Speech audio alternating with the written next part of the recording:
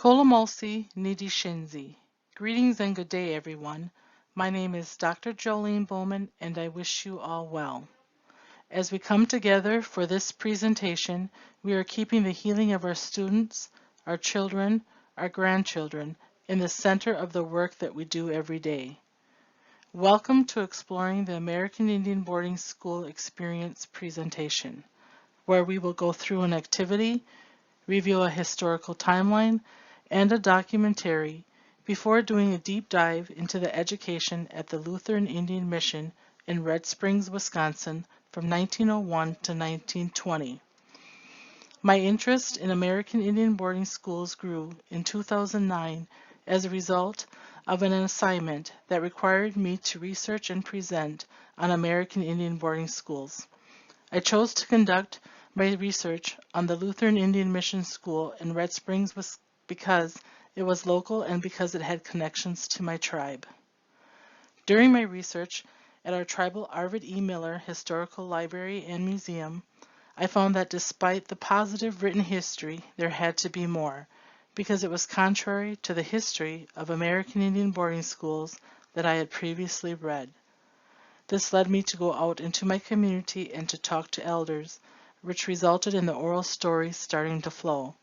I soon realized that the oral stories needed to be documented, so I wrote them down for publication and put them into this presentation. Another inspiration of mine came from my grandparents, who also attended the Lutheran Indian Mission School, because they were able to create a safe space free of historical trauma for all who knew them. My mother added to this when I was growing up by making sure I had the support and resources to be successful in school. On days when I did not want to wake up to the alarm, she would come in my room and say, "It's time to get up." When I told her I did not want to go to school, she would reply, "Well, how do you expect to become president if you do not want to go to school?" And if I said I did not want to be president, she would open my window curtain and let the sun shine in and say, "Sure you do. Now get up so you're not late for school." Well, today I can say that I served as past president of the National Indian Education Association and as a past vice president for Stockbridge-Munsee community.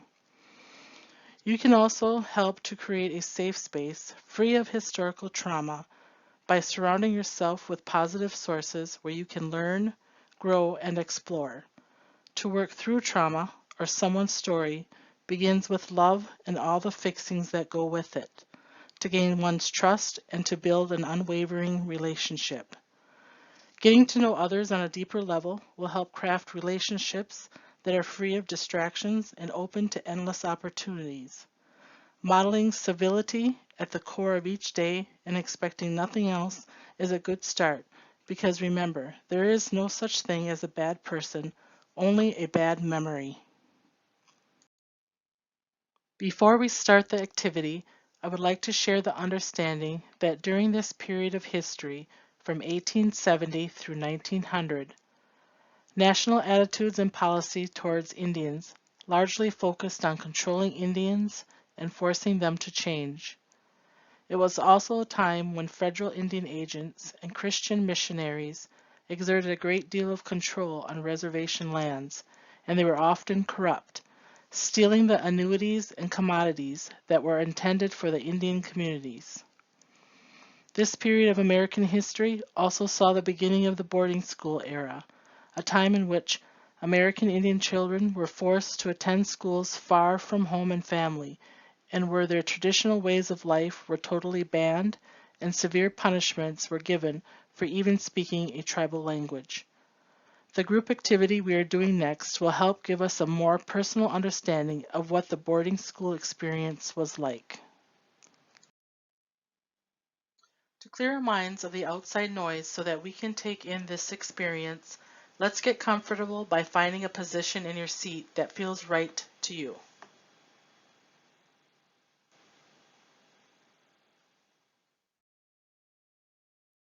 Now let's do some relaxing exercises that starts with looking to your right, then left, now up, and then down, and now back to center. Together, if you feel comfortable, close your eyes while you find your own center by doing 3 deep breaths, breathing in through your nose and out through your mouth. While I count you through this exercise. In through your nose, out through your mouth. In through your nose, out through your mouth. In through your nose, out through your mouth. Feel free to continue to keep your eyes closed and or open as we continue on through the exercise. Now that we are comfortable, relaxed, and our minds are clear and in a good place, let's find our happy thoughts. Those are the thoughts that make you feel happy and secure, like there's no worries in the world.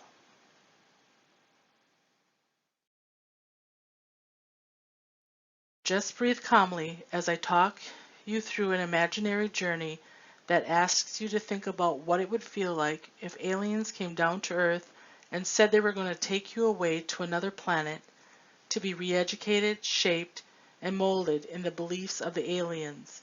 Imagine how it would feel like if you were forbidden to speak the language from Earth and would have to learn the language that the aliens spoke, have to study the history and culture of the aliens, and have to practice the same religious beliefs and ways of the aliens that included eating, dressing, and grooming just like the aliens. Okay, open your eyes if you closed them. How do you think you would feel if this really happened to you?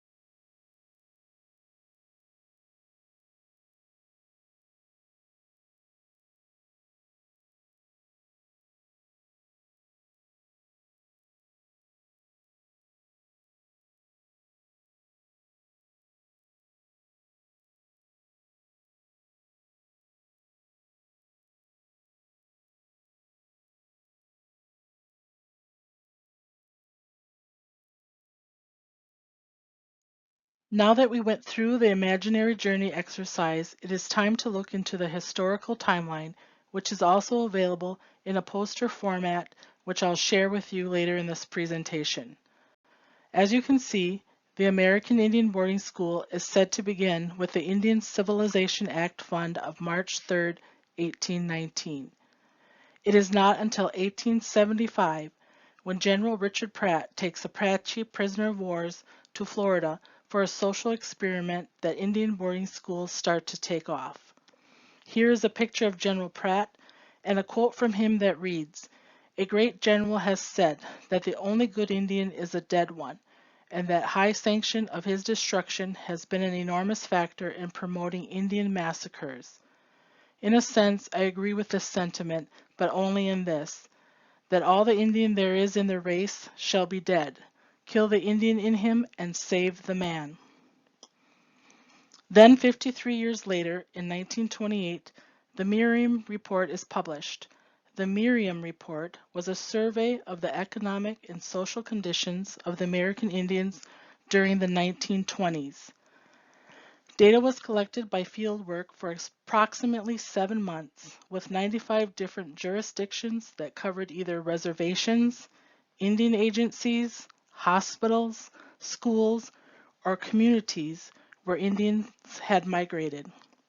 Particularly, all western states with any considerable Indian population were included in the field work. The findings of this report expose the abuse, neglect, and failed American Indian education practices in U.S. boarding schools.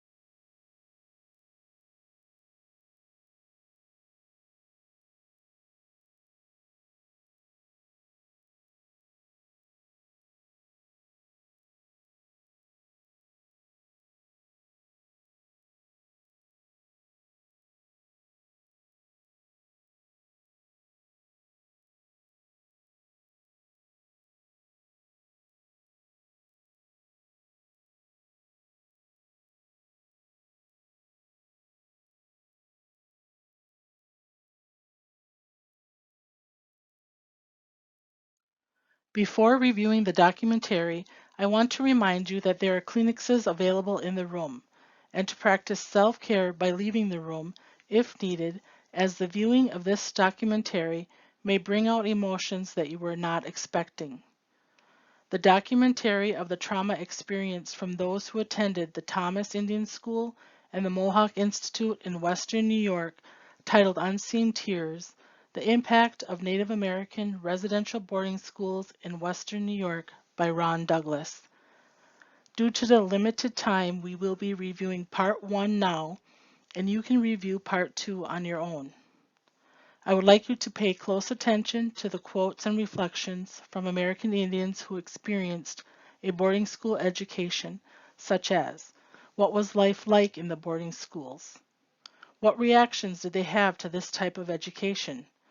And what are some of the motives behind the movement to educate Indians in this manner?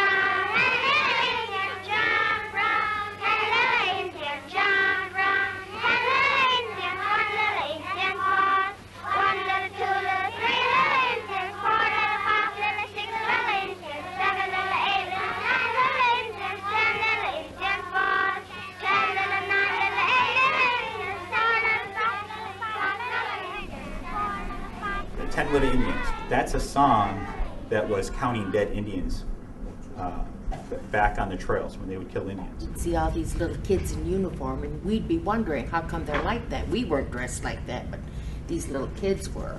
I remember being younger, growing up on a reservation, and being told, don't trust white people, don't listen to them.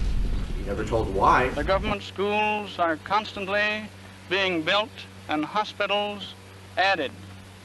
We bring them in, clean them up, and start them on their way to civilization.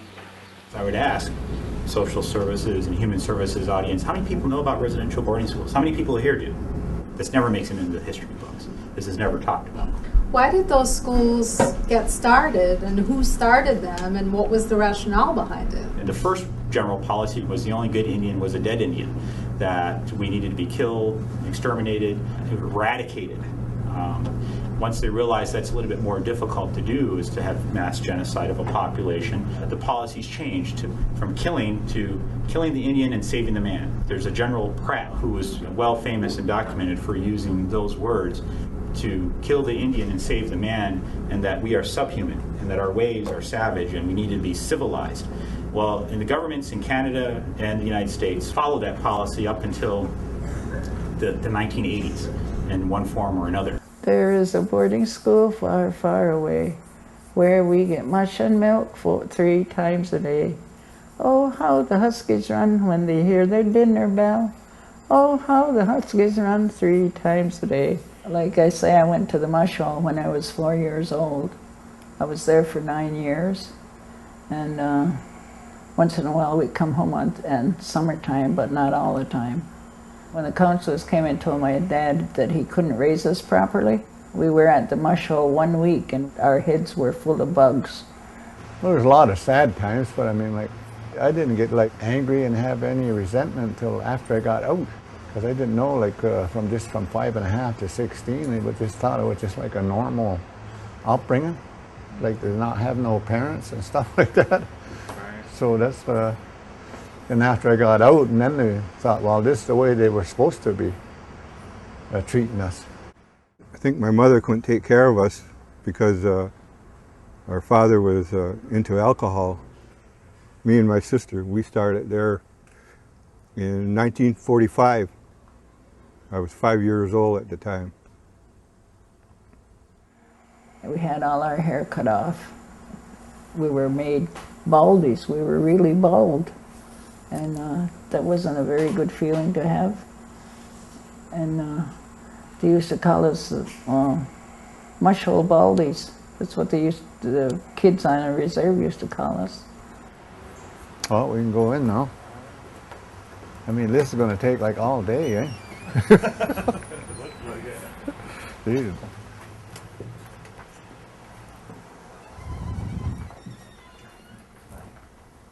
We were taken to the hospital to get checked out for nits and whatever, I guess that was, and, you know. Well, they checked us out, you know. Then they split us. The school was split in age group and by the boys and girls. Boys were on one side, the girls were on one side.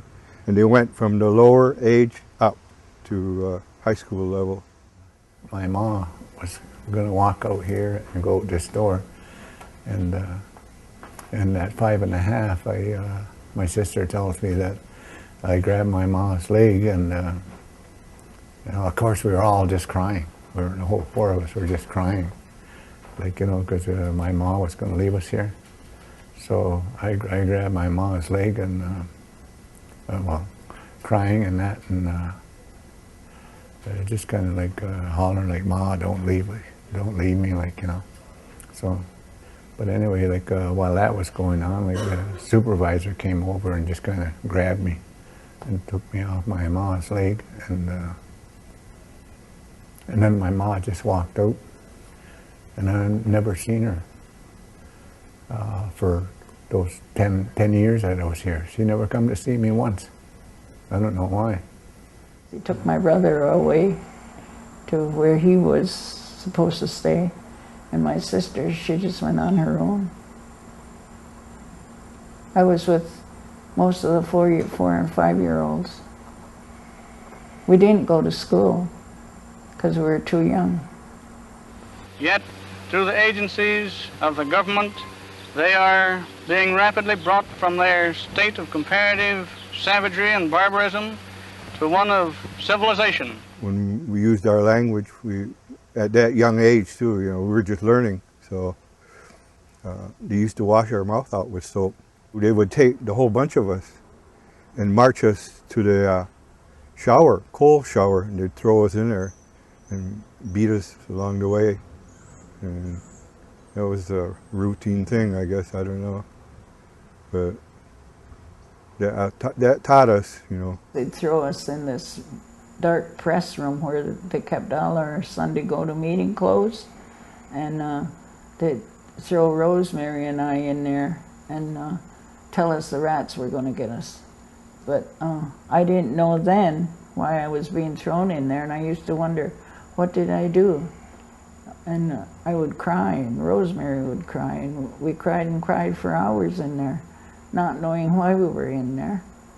And they'd take us out. And when I did get to learn a little bit of English, I knew then they were throwing us in there because we wouldn't speak English. And I must have been stubborn right from the day I was born, because I thought to myself, I'll never speak English either. You want me to speak English? I won't speak English. So I didn't speak at all for 2 whole years, because I figured if I spoke Indian, I'd get a licking. And if I spoke English, then it would be against everything that I stood for. And so I didn't speak at all. But today they all speak English, and some have taken business courses, home economics, and other higher training. Took us into another room down there, and maybe down in the playroom, we took all our clothes off and we put the clothes of the school on. Yeah, and they give us a number. So my number was like 48, and my brother was 36. My family was the state-run institute, and the nickname for the Thomas Indian School is Salem. And Salem was derived from asylum. And you know what an asylum is? It's for crazy people. So we were thought of as being crazy, I guess. They were just considered bad people, bad children, but they weren't bad children, okay? They were placed there for so many different reasons, but not because of any kind of delinquency on their part.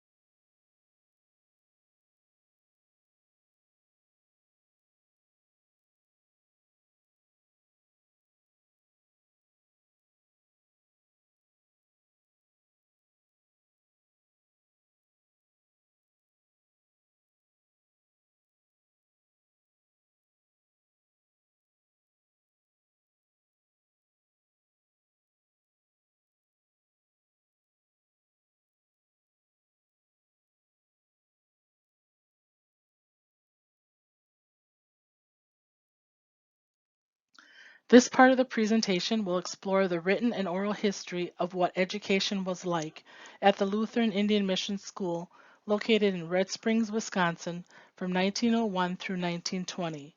The church was founded in 1895. The addition on the back of the church for the school was added in 1901, and the dormitory opened in 1908. These pictures show the rear view of the church annex, which served as the school and the first dormitory next to it. In addition, these pictures show a male teacher with male students and a female teacher with female students in a canoe on Mission Lake. Just like in the 1900s, today we are segregating the sexes when it comes to education to promote individual learning. The first dormitory for the boarding school soon became overcrowded. Classrooms had 48 children crowded into a 14 by 23-foot room, and the children slept in seriously overcrowded sleeping rooms on the second floor, which was the attic where little daylight ever shone through. Due to the overcrowding conditions of the first dormitory, a second dormitory was built and opened in 1921 as pictured here. The first dormitory, which opened in 1908, now served as a school of 3 classrooms, a confirmation, and a conference room. Notice the children in the front of the second dormitory performing a drill on the maypole in the front of the new dormitory. The maypole was a tall pole decorated with colored ribbons around which the children danced. The maypole was not part of Native tradition, but was used in European celebrations for May Day.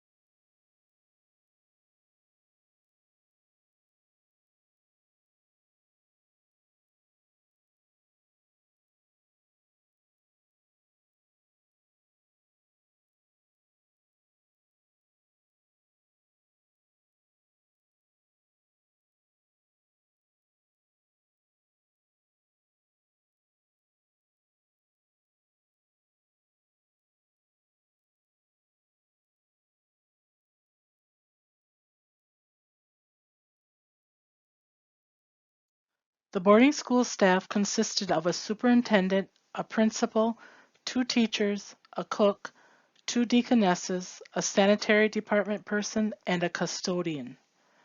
There were almost 120 children enrolled in the school, mostly from the Stockbridge-Munsee tribe, but actually 11 tribes were represented, with students as far away as the Dakotas. The children at the Lutheran Indian Mission were mostly boarding students. They paid no fees to attend, but did have to help with work. Notice in this picture and the pictures that follow how the children in the group pictures, while at the mission school, are not smiling and they all have short hair. Each child was assigned to a job, whether it was hauling water, helping with the baking, laundry, chopping and hauling wood, peeling potatoes, or drying dishes, among others. The jobs were rotated each month and the students learned every job. Sewing responsibilities were done in the sewing or mending room, which was equipped with 2 machines and a long table. The girls helped to sort, darn stockings, and put away the clothes until bath time on Friday. Children's clothes were numbered, so when the laundry was done on Monday, the clothes were put on a shelf by the number that corresponded to the child for whom they were intended.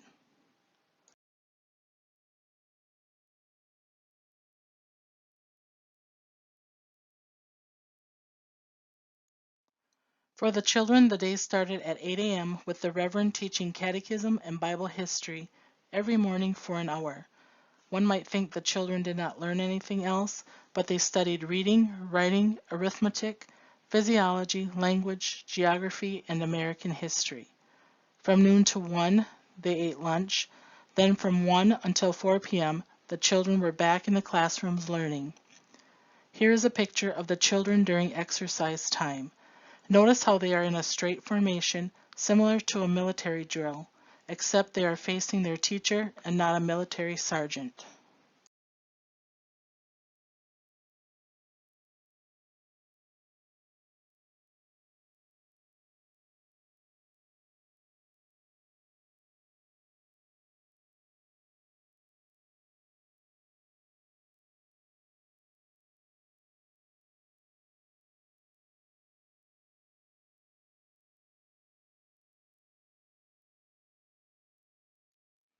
After classes and eating supper, students focused on their chores and responsibilities. After chores and before study time, the children were returned to the dormitory, where some time was left for leisure time. During leisure time, the children spent time skating on the lake and sliding down the hills in the winter, and in the summer, swimming, taking canoe rides, and playing outdoor games. This picture is of my maternal great-grandmother, Mary Gardner Burr, sitting to the far left, Thelma Davids Putnam sitting in the middle, and Viola Jacobs Knight sitting to the far right in a canoe made by Alfred Davids behind the Lutheran Mission Church in 1915. Here is a picture of friends visiting the children at school on a Sunday afternoon.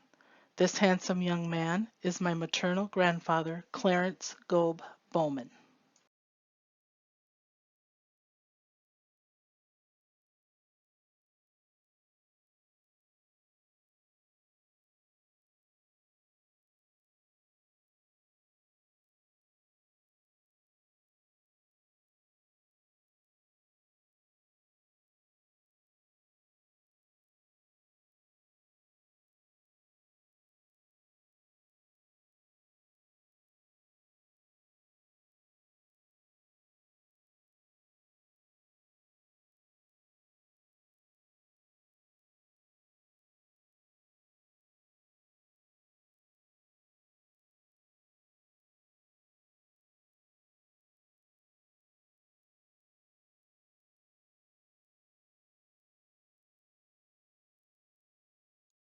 Here is a picture of children celebrating Christmas in 1909 at this school.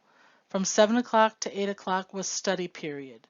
Each teacher took his class or classes over to the school for an hour of study. Assignments made during the day now had to be worked on and ready for the next day. After study period, the children were returned to the dormitory for bedtime. At bedtime, each deaconess took the children to the bedroom, where evening devotions took place and individual prayers were offered.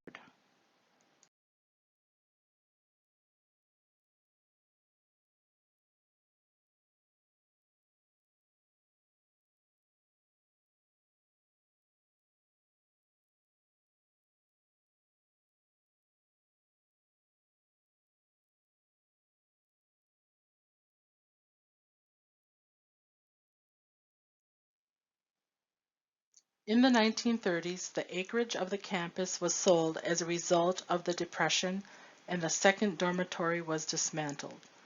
The wood salvaged from the dismantled dormitory was used to build the old Stockbridge Presbyterian Church and Morgan siding. The school building laid in disrepair before it was determined to preserve it as a landmark. Due to Mr. Clarence Chicks and many of his friends, a program of restoration began. Today, that restoration is a Wisconsin historical site and serves the community and the church. The church is still active today with regular services every Saturday night and additional services such as baptisms and funerals as requested by its members. The school is used as a hall for members to use as a gathering place to visit and serve meals. And this is my maternal grandmother, Leona Burr Bowman, attending the 100th year anniversary of the church with a Mission Kids reunion on August 8, 1998.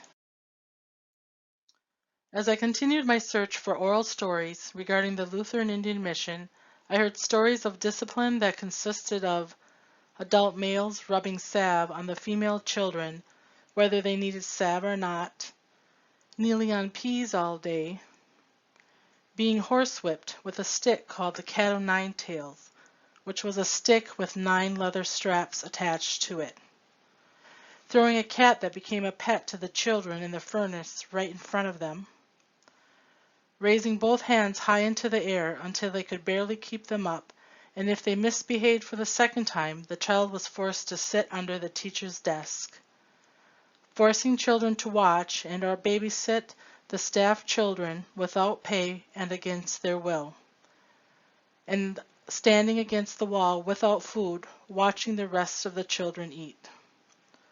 Today, society would declare these types of discipline a crime of corporal punishment on a child. The discipline practiced at the Lutheran Indian Mission was not part of a child's traditional home life and culture, but did become part of some children's school life. The written history tells us the Lutheran Indian Mission was a great place that offered a good education. However, the stories told by elders tell us some children learned non-traditional ways of parenting and discipline. The children who obeyed the rules against their will or conscious recognition to survive took on a great burden by internalizing the pain. As others were led to trauma, many Stockbridge-Munsee people rose above their painful experience only to remember the good. Here is a poster that summarizes in a larger context the historical American Indian boarding school with a deep focus on the Lutheran Indian Mission experience, which is available for purchase at the Arvid E. Miller Historical Library Museum located at N8510 Mohicanuk Road, Bowler, Wisconsin 54416. Or you can reach the Library Museum by calling 715-793-4270. In summary, the truth about the U.S. Indian boarding school policy has largely been written out of the history books. There were nearly 350 government-funded, church-run Indian boarding schools across the United States in the 19th and 20th centuries. Indian children were forcibly abducted by government agents, sent to schools hundreds of miles away, and beaten, starved, or otherwise abused when they spoke their native languages. Thank you for your attendance and participation. It was most rewarding and inspiring to share. Anishik.